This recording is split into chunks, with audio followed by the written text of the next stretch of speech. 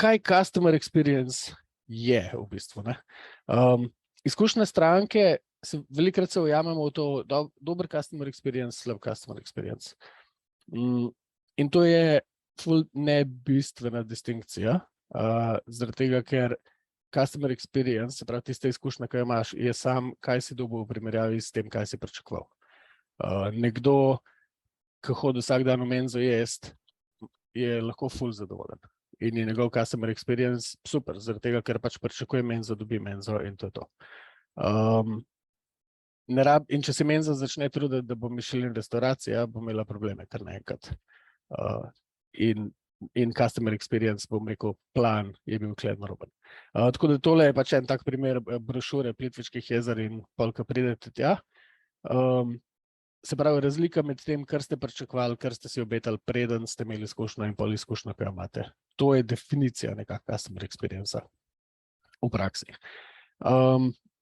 Ker smo z Igorjem malo govorila, me je prosil, da naj omenim, čigava naloga v firmi je customer experience in moram povedati, da sem imel malo problemov s tem.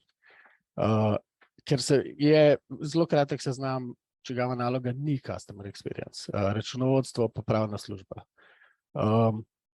Vsi ostali, kjer se kakorkoli dotaknejo kupca oziroma neki delajo za kupca, so zadolženi za svoj del customer experience. Ker customer experience definira kupec in na poti od neki rabam do neki sem toliko zadovoljen, da bom priporočil drugim, je 100 enih korakov in vsak ima neko svojo izkušnjo.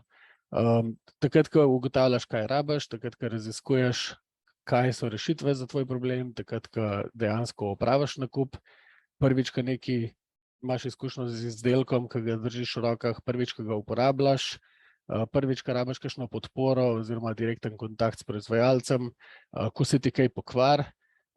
Ene firme presenetljivo imajo ful okvar, zelo slabo zanesljivost izdelkov, ampak toliko dobro podporo, da so ljudje ful zadovoljni z njih, imajo ful dober customer experience.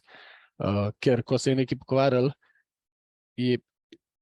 dobijo več, kot so pričakovali in vse skupaj, se pravi na koncu, so bolj zadovoljni s tistim izdelkom, kot če se ne bi pokvaril.